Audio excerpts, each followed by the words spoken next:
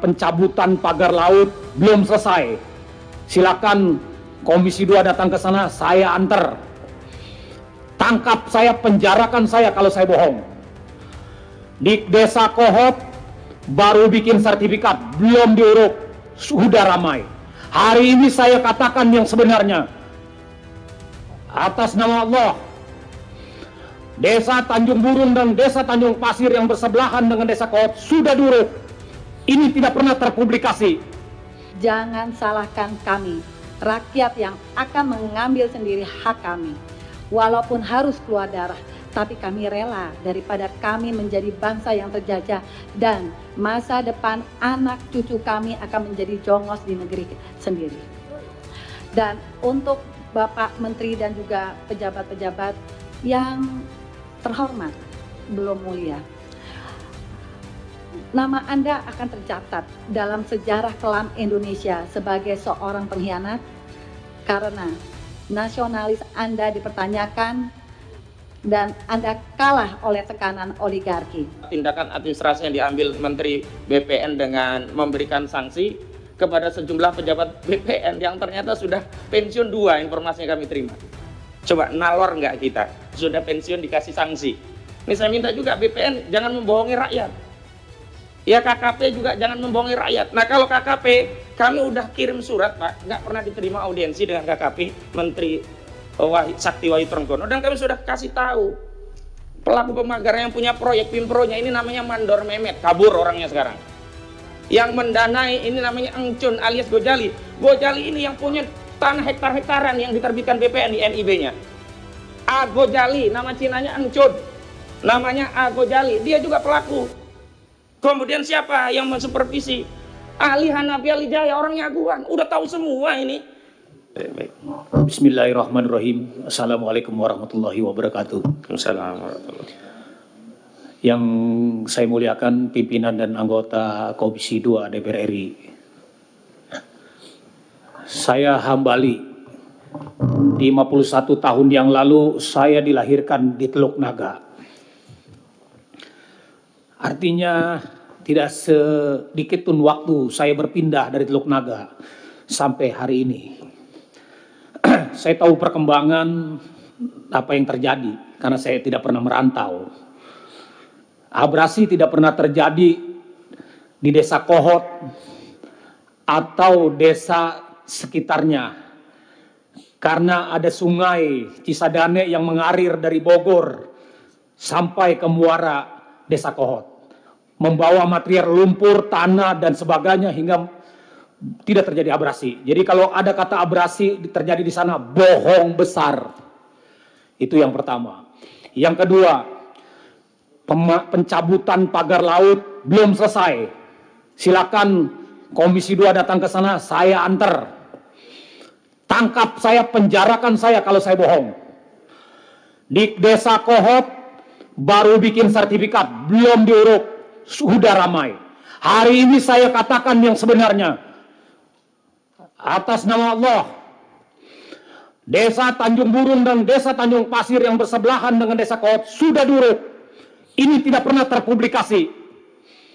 Sungai, tanah kehutanan disertifikatkan. Dan pada hari ini juga saya ingin katakan, tidak cukup Bareskrim menentukan tersangka hanya 4 orang. Karena 2 orang selain kepala desa dan sekretaris desa itu orang yang bekerja pada seseorang. Bukan dia bekerja untuk dirinya sendiri. Artinya ada yang perintah. Kenapa harus diamputasi sampai dia? Dia ada yang suruh. Gitu Pak Ketua. Yang terakhir, saya bingung sampai hari ini. Saya ngomong di DPR RI, mohon maaf kalau memang ada anggota yang dipilih dari daerah pemilihan Tangerang Raya. Kok sampai saat ini semuanya nggak ada yang berbicara ngebela kami di sana. Dari semua partai. Kan ada Pak, semua yang terpilih Pak. Ya tidak ada yang bela kami di sini, di sana Pak. Waduh, luar biasa. Kriminalisasi terjadi, perampasan luar biasa. Bukan cuma Pak Charlie dan Bu Tin saja Pak, banyak. Saya merilis lebih dari 28, itu belum semua. Itu baru Teluk Naga dan Kosambi saja Pak. Terima kasih. Billahi taufiq wal hidayah. Wassalamualaikum warahmatullahi wabarakatuh. Waalaikumsalam warahmatullahi wabarakatuh. Izin di bulan puasa saya ingkar janji karena ternyata Bu Menu Wulandari ingin menyampaikan pimpinan. Beliau ketua Aliansi Rakyat Menggugat, kiranya berkenan. Bu Menu. Tapi kalau Bu Menu ini kelihatannya agak lebih adem ya. Ya, insyaallah. Insyaallah. Assalamualaikum warahmatullahi wabarakatuh. Saya adalah perwakilan dari emak-emak. Saya kebetulan saya tinggal di Tangerang.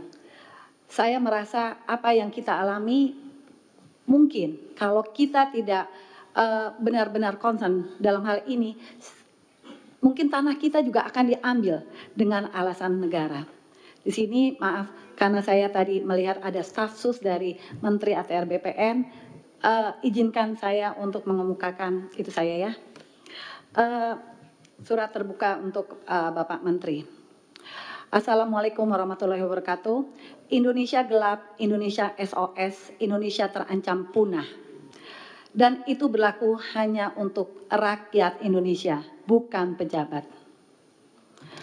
Lihatlah, negara sedang membuat sandiwara kolosal dengan judul penyelamatan aset aguan. Satu persatu mundur, mulai dari Kejagung, Bareskrim, dan terakhir adalah Menteri ATR BPN yang batal untuk mencabut sertifikat laut milik Agung Sedayu Group. Bapak Menteri, apakah Anda tidak sadar yang Anda lakukan sama dengan menjual negara kepada asing? Dan berapa puluh juta penduduk Banten yang akan selamanya terzolimi dan terancam punah akibat pembatalan yang Anda buat?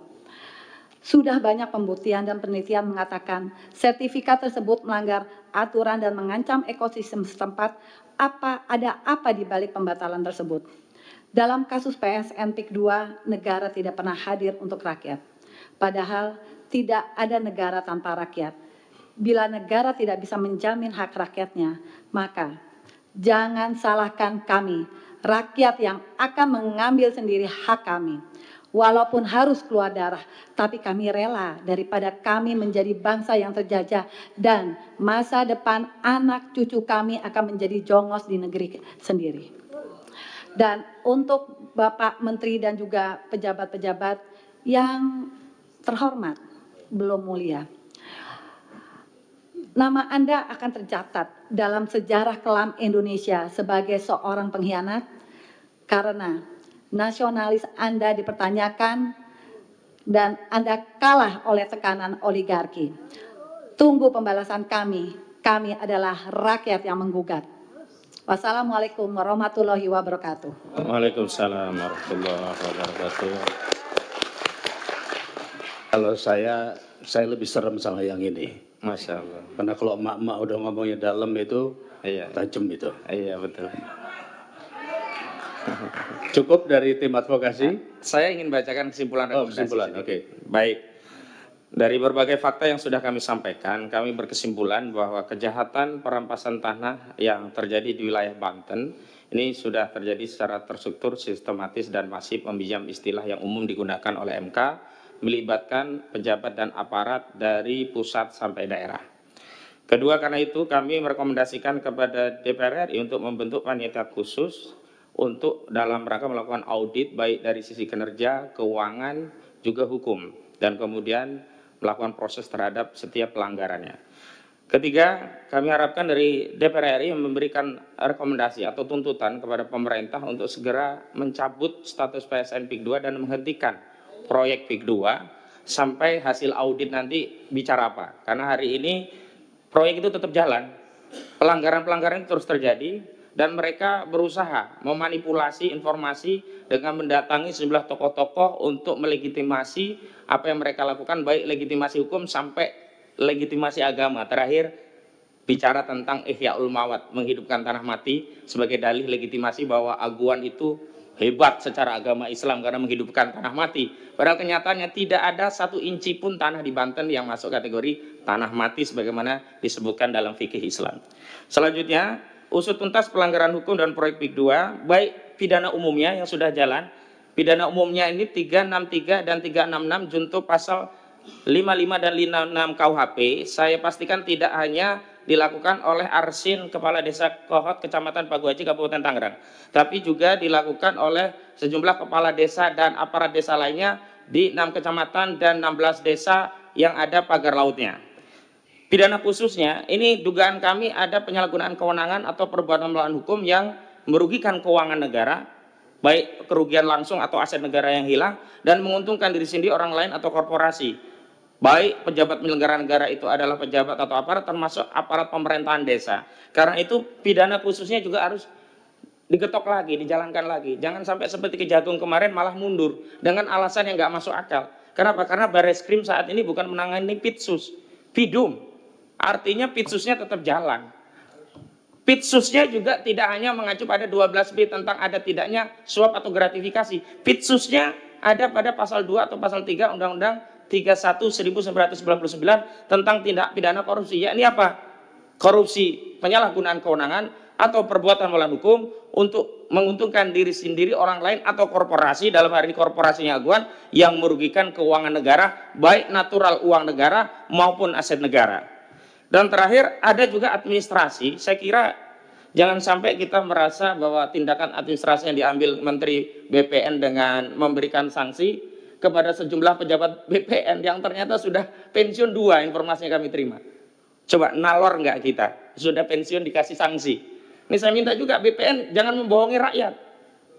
Ya KKP juga jangan membohongi rakyat. Nah kalau KKP, kami udah kirim surat Pak, nggak pernah diterima audiensi dengan KKP Menteri Sakti Wahyu Trenggono, dan kami sudah kasih tahu pelaku pemagar yang punya proyek Pimpronya ini namanya Mandor Memet, kabur orangnya sekarang. Yang mendanai ini namanya Engcun alias Gojali. Gojali ini yang punya tanah hektar-hektaran yang diterbitkan BPN di NIB-nya. A Gojali, nama Cinanya Engcun. Namanya A Gojali, dia juga pelaku. Kemudian siapa yang mensupervisi? Ahli Hanafi Alijaya, orangnya aguan. Udah tahu semua ini. Cuman kita semuanya pura-pura nggak tahu atau pura-pura bodoh. Makanya di forum yang formal ini, kalau sampai ada yang pura-pura tidak tahu atau pura-pura bodoh, berarti mereka secara nyata turut serta terlibat dalam merusak kedaulatan negara dan rakyat Indonesia. Demikian dari kami. Assalamualaikum warahmatullahi wabarakatuh.